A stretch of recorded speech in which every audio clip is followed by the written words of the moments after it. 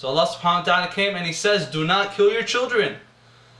Another story, subhanAllah. Girls today, or sisters today, subhanAllah, they fear, they wait for something, for somebody to say something so they don't have to do it. For example, like taking off the hijab, or going places, or making friends, or dating. SubhanAllah, they're just waiting for that, for something that they don't want to hear, so they can say, oh my gosh, look at this Islam. This stuff is so tough. I can't handle this. Look at a beautiful example, the story of the Pharaoh. Not the Pharaoh himself, but his maid. What happens, his maid one day, the maid of the Pharaoh, was brushing the hair of his daughter, the Pharaoh's daughter, alright? You with me? Cool.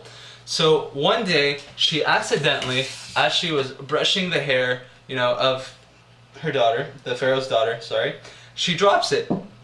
So she says, Bismillah, right? Bismillah is an Arabic word, and it means in the name of Allah, or translated as in the name of God. So this little girl was astonished, and she said, the name of God? Do you mean the name of Allah? Like do you mean in the name of my father, the Pharaoh? And she says, no, the name of the Lord, of God, my Lord, your Lord, and your father's Lord. My Lord, your Lord, and your father's Lord. SubhanAllah. Can you imagine being in this lady's shoes? It's like going up to Hitler and saying, you know what, I disagree with you. Can you imagine being that person at this time? Look what faith does to somebody, man. That is just incredible. SubhanAllah. My Lord, your Lord, and his Lord. So the Pharaoh eventually hears this, and he comes up to her, he brings her, right? He confronts her about this, and he says, I heard that you have another Lord besides me. Is this true? And she says, yes, my Lord and your Lord is God, the God of all. SubhanAllah. Can you imagine saying this to Hitler, or the Pharaoh himself? A man who had rivers flowing under him, and called himself the God, called himself the God of the sun, the God of the moon, the God of everybody, and said that he controlled everybody? Can you imagine going up to this person? A person who all he has to do is say, kill her, and then boom, you're dead. Off with your head. So you know what he says? He says, are you sure? And she says, yes. She's sure. So he brings all her kids, and he brings this huge pot of oil, right? And he boils it. And now it's really hot. I mean, really hot, right? And he brings one of her children, and he says, are you sure that you have another God, right? Are you positive you don't want to make second thoughts about this? Can you imagine how hard that is? Watching just the fact that your kid you could cause the death of your kid right now by a word. SubhanAllah. But she was strong. She was not ready to turn down her religion because of this life. So he throws her first child into the actual pot, and she sees him burning in front of her own eyes. SubhanAllah, how powerful this lady is. How do you see such a thing?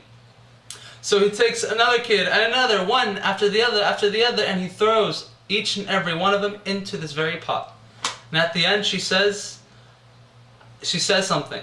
And the Pharaoh sees this, and she is ready to say something. And the Pharaoh thinks that she is ready to turn down now. She's ready to confess, or ready to say something like, there is no Lord but you, Pharaoh, or something like that along those lines, recognizing him as a God. And she says, all that I ask is that once you kill me, once you do the same to me, is that you bury all of us in the same exact grave. SubhanAllah.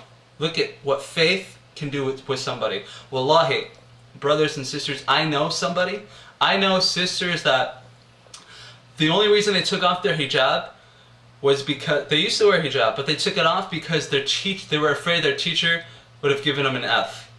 So they took off the hijab. They took off their hijab because of a teacher at school, subhanAllah. And this lady over here has her entire children, all her children, thrown into this pot of oil and killed in front of her. All because all he wanted from her was a single word. SubhanAllah. But look at, we go beyond the mile. We go the mile and beyond, just to satisfy ourselves. SubhanAllah. Because of a teacher, she takes off her hijab. Or SubhanAllah, how people, wallahi, it's really sad. Brothers and sisters, or sisters, sorry, Allah subhanahu wa ta'ala, out of respect,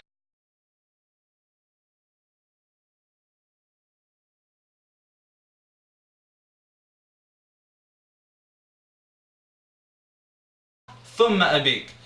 So what does this mean? Why did he emphasis on mother 3 times? The Prophet ﷺ, why did he say mothers 3 times? To respect you, to show you. When you love something, when you have something like, something you cherish, right? You want to make sure that it's always shiny, it's always nice and clean, always, glowing, right? And that is why the Prophet ﷺ said, your mother, your mother, your mother, and then your father, when he spoke of respect. Because your mother held you for 9 months, your mother breastfed you, your mother raised you, your mother woke up in the middle of the night when you were sick, or to change your diapers. That is why, so tomorrow, if you're not a mother now, when you grow up, this is the kind of, when you grow up and get married, this is the kind of respect that Allah subhanahu wa ta'ala has ordered for women. It is something in the religion. It is something that is required. And nobody, listen to this very carefully, nobody enters paradise without their parents, without their mother being happy with them.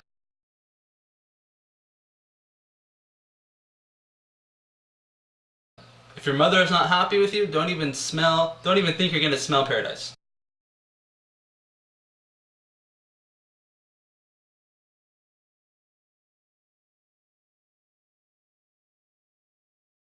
Your mother, your mother, your mother, and then your father.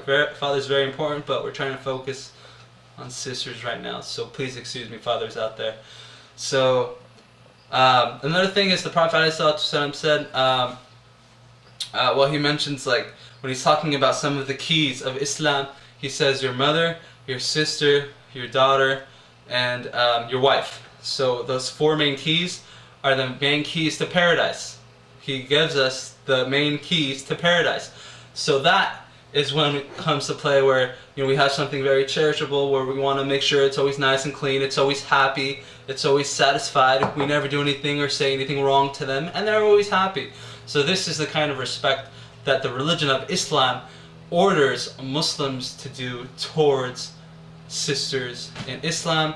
Inshallah, that just kind of shows you how, like, women are not oppressed in Islam, and how you were nothing before Islam, and how Islam says, or how Islam gives you a very great status in not only the Quran or the Hadith, but as well as Islam, period. So inshallah that explains a lot of things. Inshallah that's helpful. Kul aam tab khair, and yeah, assalamu alaikum.